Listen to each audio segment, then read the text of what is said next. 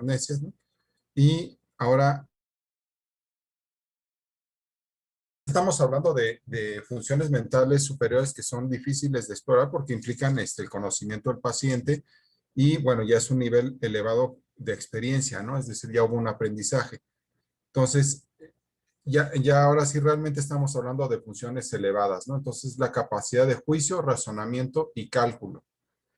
El juicio es que yo pueda emitir una idea sobre una situación determinada, ¿no? O sea, pues yo podría decir, no me gusta el picante, ¿no? Eso sería un juicio, no me gustan los días nublados, o alguna, estoy de acuerdo con la campaña de vacunación. Eso es un juicio, ¿no?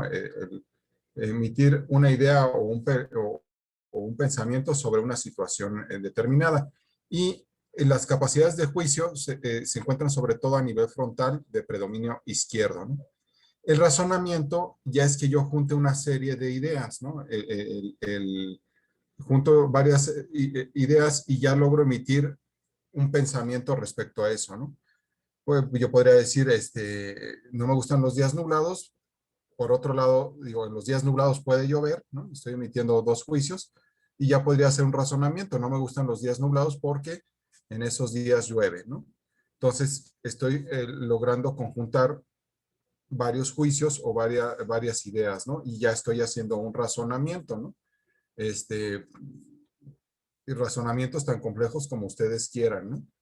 Y estas sobre todo se van a encontrar a nivel frontal del lado izquierdo, cuando es nuestro hemisferio dominante.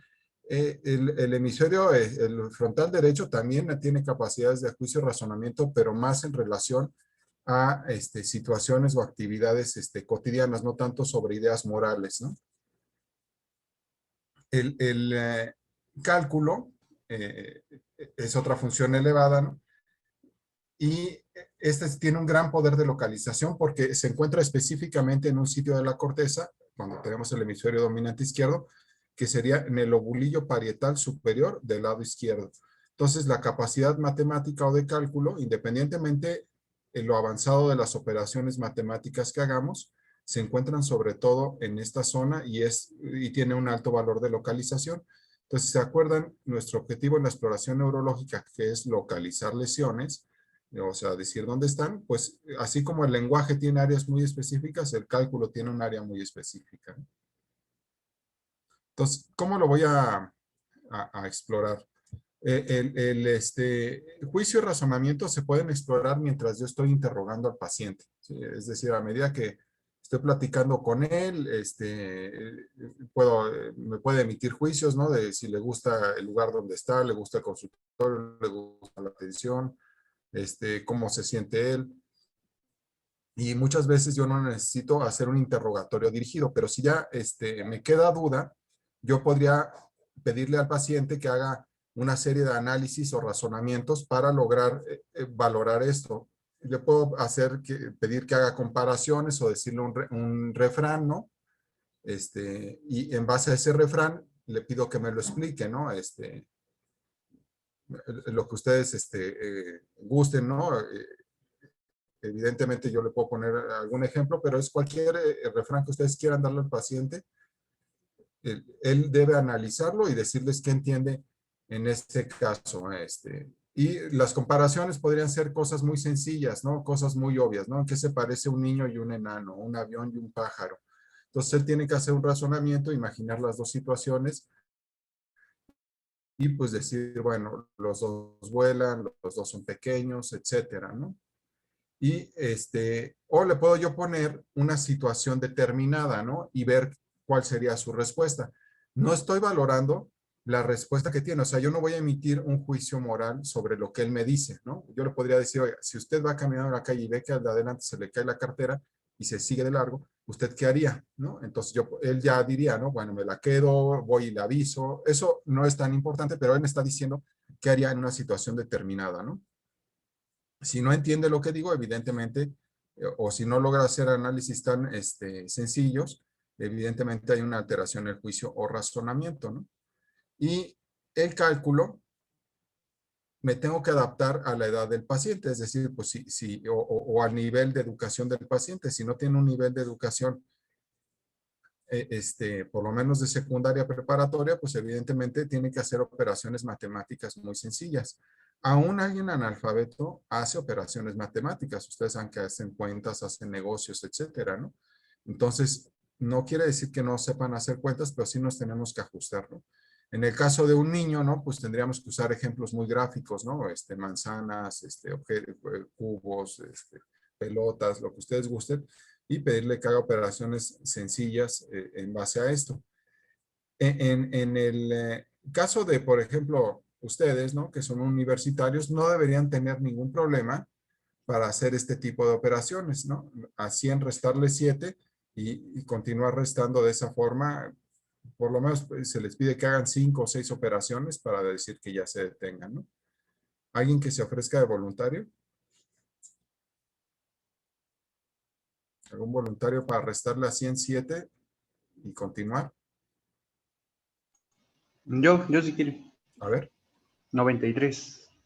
luego. De 93 a son 86. Después Correcto. 79. Después 72. Después 65. Después 58. Después 51. Ya, y ya con eso bastaría, ¿no? O sea, ya lograste hacer esa serie de operaciones, podríamos dejarte continuar, pero ya Sí. con eso yo ya me doy cuenta que lo estás haciendo en forma adecuada. Obviamente yo también lo voy haciendo al mismo tiempo, ¿no? Para ver si no estás haciendo un error o yo estoy haciendo algún error, ¿no? Entonces, ¿sí les queda claro? Les digo, la Sí. exploración es sencilla, ¿sí? Muy bien.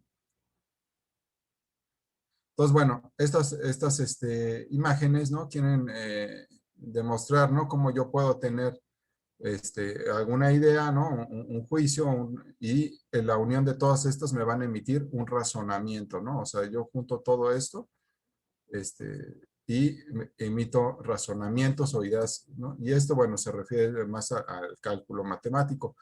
El punto es dependiendo nuestro nivel, ¿no? A lo mejor, para un artista no va a ser tan grave tener una pérdida en cálculo matemático, ¿no? ¿Por qué? Porque él domina sus funciones. Sabemos que el cálculo de la profundidad, la percepción de texturas, colores, las formas, etcétera, están en el parietal derecho. Les digo que nada en el cerebro sobra, ¿no? Entonces, a él en particular esas habilidades son importantes, pues porque eso es a lo que se dedica o es la forma de que se expresa. A diferencia, por ejemplo, de nosotros o un matemático, ¿no?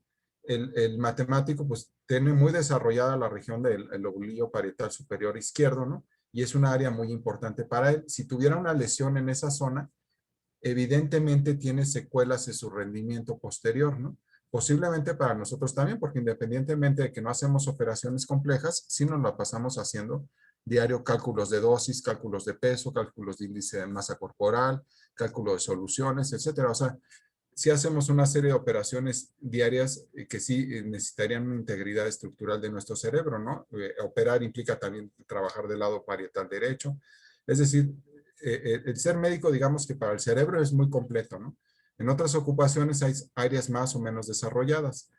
Y le digo, por ejemplo, un artista pues podría conservar su cálculo matemático, pero si se le lesiona el lóbulo parietal derecho, pues va a tener un grave deterioro en su rendimiento artístico, ¿no? O de hecho ya no va a ser artista, ¿no? Entonces, en él sería muy grave eso y no tanto una lesión del otro lado. Todas son graves, ¿no? Sí, pero les digo, puede variar un poco la presentación y la gravedad y la afección de una persona a otra, ¿no? Es una vista de la cara lateral del hemisferio cerebral, un dibujo, ¿no? Y del lado izquierdo, ¿no? Y vean el lóbulo parietal, ¿sí? Y el lobulillo parietal inferior, ¿sí? El lóbulo, la cisura parietal ascendente, ¿no? Que es el área sensitiva. Y aquí vean dónde se encuentra el lobulillo parietal superior, ¿sí? Repasamos aquí, por ejemplo, se encuentra el área de Broca, ¿no? En esta zona. Sí, el giro angular, ¿no? El área de Wernicke, ¿no? Áreas de lectura, áreas de motoras también. El área prefrontal, ¿no? Que es donde pues tenemos todas nuestras capacidades de controlar emociones, ¿no? Entonces, la región de Hels, la primera circunvolución temporal, donde se encuentra la percepción de la audición. Y bueno, regresando a nuestro tema, ¿sí? Aquí sería la región donde se encuentra el cálculo, ¿no? Entonces, una lesión ahí, pues, nos podría comprometer esa zona o esa capacidad. Recuerden, el lóbulo frontal, con este gran desarrollo que tiene, ¿no? Pues es lo que hace que en un momento, independientemente de sus funciones motoras, ¿no? Porque sabemos que aquí está, bueno, la corteza motora primaria y también aquí está, pues, el área prefrontal donde están todas las cuestiones de movimientos oculares, ¿no? Pero gran parte del frontal está dedicada a esa capacidad de que hagamos juicios, razonamientos morales, etcétera, para que vean lo complejo que es que toda esta zona del cerebro le está dedicando energía a ese tipo de comportamientos o ideas, ¿no? ¿Sí les queda claro las capacidades de juicio, razonamiento y cálculo? Sí, doctor. Juicio y Sí. razonamiento en Sí, esta doc. zona. Acuérdense, cuando se hacía la lobotomía, pues yo lo que le quitaba al paciente, pues era esa capacidad de estar teniendo ideas propositivas, impulsos, etcétera, ¿no? Bueno, no yo, sino los que lo hacían, ¿no? Generando una lesión de todas las fibras de asociación frontal al resto del cerebro, ¿no? Sobre todo hacia el sistema límbico, ¿no? Y entonces se perdía toda esa capacidad, ¿no? Que nos hace, pues, ser diferentes, pero también se lograba un control de los impulsos de esa forma, ¿no? Entonces, bueno, ahora vamos hacia las siguientes funciones que, de alguna forma, pues diario las estamos ejecutando, pero no nos damos cuenta y son funciones mentales superiores, ¿no? Es algo que aprendimos, es algo que no teníamos, como caminar, como escribir, cocinar, comer, vestirnos, lavarnos los dientes. Todo eso son praxias, ¿no? Entonces, son la capacidad de ejecutar movimientos aprendidos simples o complejos. Les digo, puede ser desde un saludo, ¿no? O complejo, pues como comer o vestirse o hacer alguna actividad manual, tejer, lo que ustedes gusten. Y son habilidades aprendidas, ¿no? Es decir, es algo que yo no nací con eso y lo voy aprendiendo. Gran parte de esto, pues, es lo que nos hace funcionar diariamente, ¿no? El perder este tipo de funciones, pues, le pondríamos el privativo a, ¿no? Apraxia. Y lo normal sería una praxia. Como son habilidades aprendidas, pues lo podemos ir valorando. Tenemos básicamente dos tipos de habilidades. Las que necesitan objetos para hacerse o para ejecutarse. Por ejemplo, para comer yo necesitaría un tenedor, un cuchillo, un plato, ¿sí? Y necesito el objeto para lograr hacer el gesto, ¿no? O sea, llevármelo a la boca y todo. Entonces necesito manejar el objeto que estoy usando. O las que no necesitan ese tipo de cuestiones que son más simples, ¿no? Y en ese caso, pues, por ejemplo, el saludar, el gesticular, el dar la mano, etcétera, también son praxias, pero no necesitan de esa transición de un objeto, ¿no? Para lograr hacer el acto. Entonces, cuando yo llego con el paciente y le doy la mano y lo saludo, o ahorita que nos damos el puño, ¿no? O el codo, ya es una praxia, ¿no? Estoy ya valorando ahí algo. Y luego le puedo pedir que ejecute alguna actividad, ¿no? Por ejemplo, no sé, que se peine o que se vista, ¿no? Le puedo pedir que utilice objetos, ¿no? Para realizar estas actividades, les digo, como peinarse, ¿no? Y vestirse y desvestirse, cuando lo paso a la sala de exploración, le pido que se ponga una bata clínica y luego que se vuelva a vestir, ya con eso lo estaría yo valorando, ¿no? Si yo tuviera duda o el paciente no lo pudiera hacer, entonces le pido que se quite y se ponga su suéter o lo hago que traiga el puesto, ¿no? El prender un cigarrillo, pues podría ser una actividad que todos más o menos conocemos, ¿no? El hecho es que pues ya no mucha gente fuma, ¿no? No sé en el grupo cuánta gente sí esté fumando. Díganos los que fuman, que digan que sí. No, yo no. En este No. grupo no fumamos, doc. ¿No? A ver, ¿de cuántos somos ahorita? Somos 29. ¿Nadie fuma? No, doctor. Bueno, les vamos a creer, ¿no? Pero, digo, qué bueno, ¿no? La verdad es que ahorita el tabaquismo tiende a impactar más a las mujeres jóvenes, ¿no? Y pues el grupo está, pues, con una mayoría, creo, de mujeres jóvenes y las campañas de publicidad están dirigidas a esa población porque para los hombres ya no es tan difícil, ya los inducen más fácil al tabaco por cuestiones sociales y ahorita es como una publicidad de libertad, ¿no? Para las mujeres jóvenes, ¿no? Y de independencia, lo que les quieren hacer creer, ¿no? Consumiendo cigarrillos, ¿no? No sé si lo han visto ustedes con sus amigas, en sus reuniones, etcétera.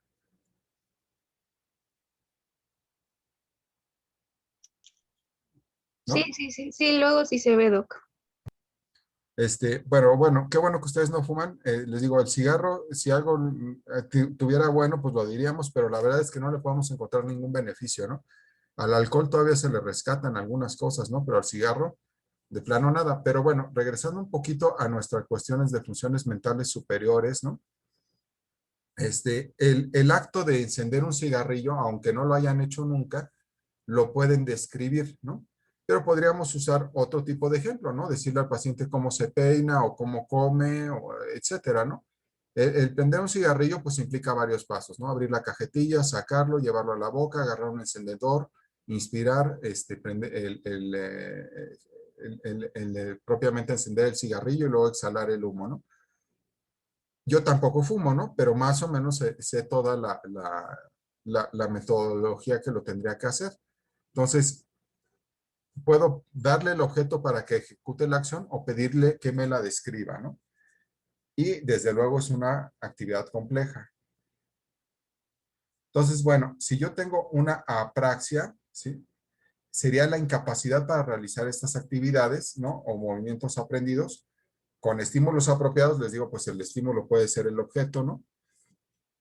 En ausencia de parálisis motora, es decir, que pues obviamente no voy a tener una apraxia si tengo una hemiparesia o hemiplegia, o si tuviera una férula o inmovilización por un yeso, por una fractura, ¿no? Entonces ahí no puedo yo valorar eso. También sin trastornos de tono, postura o déficit sensitivo, ¿no? Es decir, yo voy a excluir otras causas que me puedan limitar a ejecutar esta acción para hablar de apraxia, ¿sí? La praxis es realmente también perder la idea de cómo lo voy a ejecutar.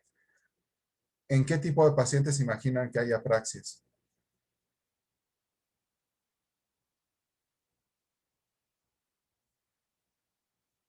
Pónganme un ejemplo. Bueno, yo he visto la apraxia en pacientes con problemas, que han tenido problemas vasculares cerebrales, por ejemplo. Sí, desde luego, ¿no? Pero habría que ver qué tipo de problema vascular cerebral, como cuál viste tú. Pues bueno, el paciente que yo recuerdo ahorita había tenido un aneurisma, de hecho, entonces tuvo cierto Bueno, daño y... el ah, aneurisma cuando se rompe sí genera mucho daño por el vasoespasmo, ¿no? Entonces puede tener muchas secuelas, ¿no? Entonces, si está con mucha secuela vascular cerebral, sí puede tener una apraxia. Si yo tuviera un infarto como tal, ¿no? Realmente podría yo perder las funciones motoras, ¿no? O sea, tendría lo que sería una exclusión aquí, que es la parálisis motora, ¿no? La paresia o la hemiparesia o la... Y entonces no podría ejecutar la acción porque no puedo mover el brazo, ¿no? Pero si no tengo un trastorno de ese tipo, sí sería una apraxia. ¿Alguien más que quiera poner un ejemplo? ¿Un En el, accidente cerebrovascular? Por eso nos regresamos a lo mismo. Si yo tengo una lesión específica en una zona del cerebro, yo lo que tendría es un síndrome piramidal o algo así y no tendría realmente una apraxia porque no la puedo valorar, ¿no? O sea, realmente yo no puedo mover el brazo o la pierna o hacer la acción que se me está pidiendo. Pues si yo estoy hemipléjico y me saludan, pues yo no puedo levantar la mano, ¿no? Simplemente podría hacer un gesto con la cabeza a lo mejor, ¿no? ¿Alguien más? podría ser en el Alzheimer. Sí, justamente en las demencias, ¿no? Alzheimer es la más frecuente, pero en general en las demencias, uno de los síntomas cardinales son las apraxias, ¿no? Entonces yo tengo un trastorno de memoria, pero también tengo una serie de deficiencias en las actividades que yo necesito para ejecutar mis acciones diarias, ¿no? Entonces un paciente con demencia tipo Alzheimer, ¿no? O déficit cognitivo vascular, por eso les decía, sí vascular, pero como de qué tipo, porque no todos los eventos vasculares son iguales, ¿no? Entonces yo también tengo una enfermedad multiinfartos que sería una demencia vascular, ¿no? Entonces, en ese caso sí hay apraxias, ¿no? Debido a las lesiones vasculares se van perdiendo las funciones, ¿no? Y en el caso de la demencia tipo Alzheimer, pues es una falla a nivel prácticamente de toda la corteza, ¿no? Empieza a haber este deterioro de todas las funciones, sobre todo las aprendidas. Entonces, ¿tengo un trastorno grave de memoria? Sí. Y se me va juntando una serie de apraxias que van haciendo muy difícil mi actividad cotidiana, ¿no? Por ejemplo, una apraxia sería saber manejar, ¿no? Manejar bicicleta, manejar un coche o lo que ustedes gusten, ¿no? Pues si el paciente pierde esto, pues evidentemente la primera que se sube a su coche lo intenta y choca, ¿no?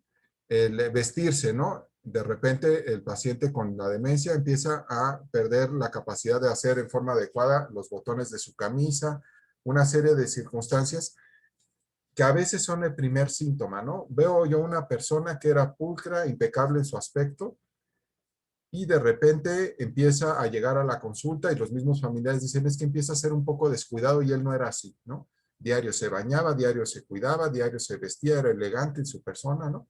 Si era mujer, diario se maquillaba y empieza a tener pequeños cambios, ¿no? Y lo empieza a hacer de una forma burda, ¿no? O sea, su maquillaje es inadecuado o su forma de vestirse lo hace mal, ¿no?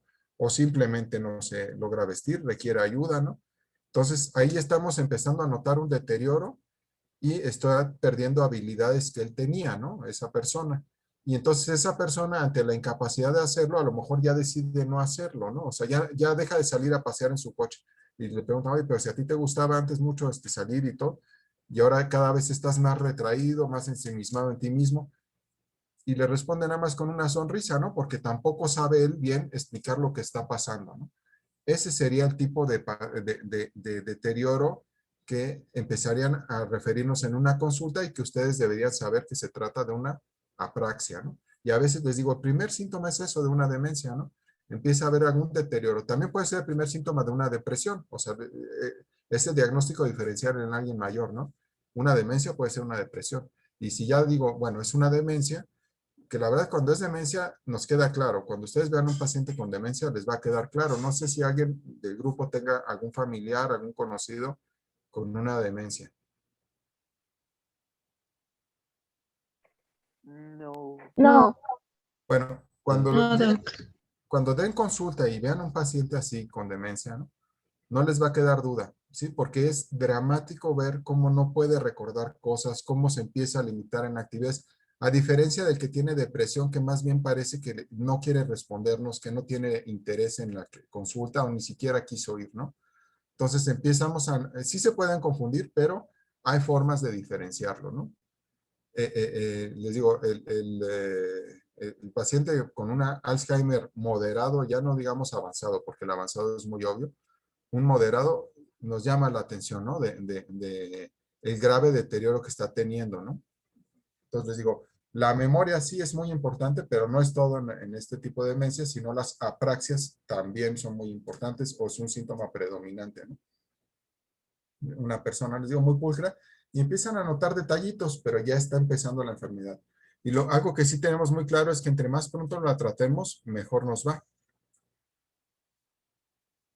Dependiendo del tipo de apraxia, yo puedo definir, esto no me interesa tanto que lo sepan, me interesa sobre todo que sepan qué es una apraxia, ya sea con gestos, ya sea con actividades o con objetos, ¿no? Pero bueno, entrando un poquito más en la materia, yo puedo tener apraxias ideatorias o ideomotoras, ¿no?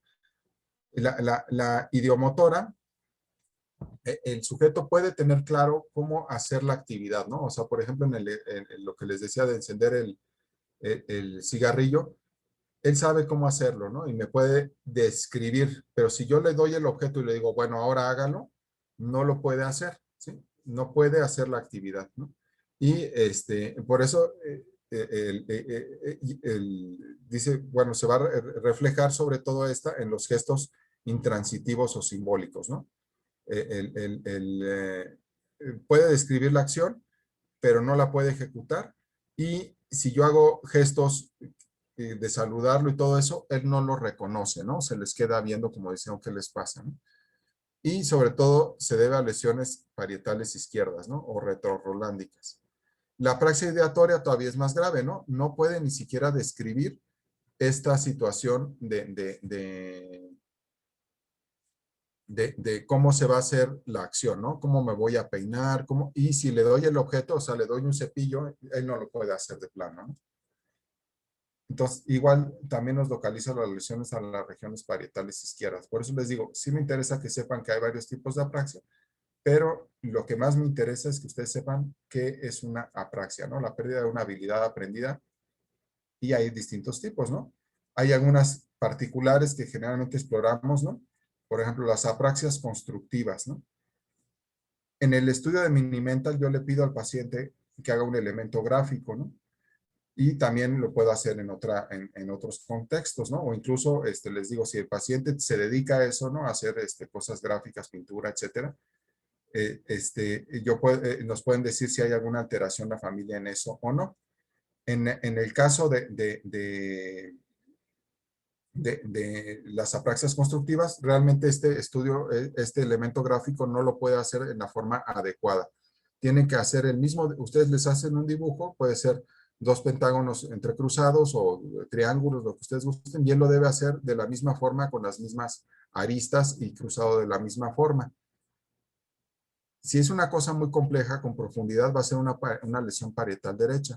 Si es algo más matemático, por ejemplo, un triángulo, etcétera, va a ser parietal izquierda, ¿sí?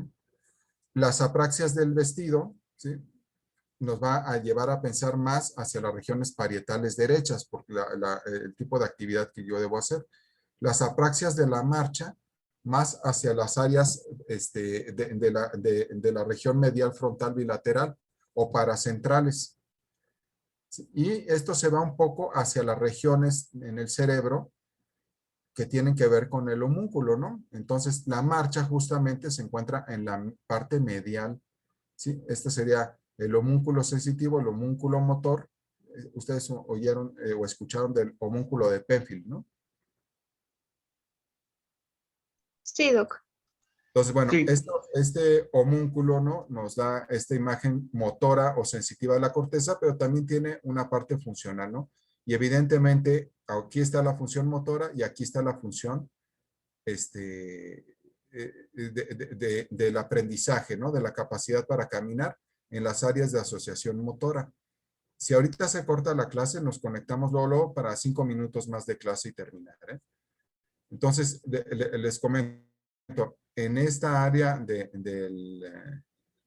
del homúnculo, ¿no?, se encuentra la representación de los miembros pélvicos, hacia aquí el tórax, vean la mano, la parte tan importante que es, y la cara en la representación de la corteza, o así como lo sensitivo, ¿no?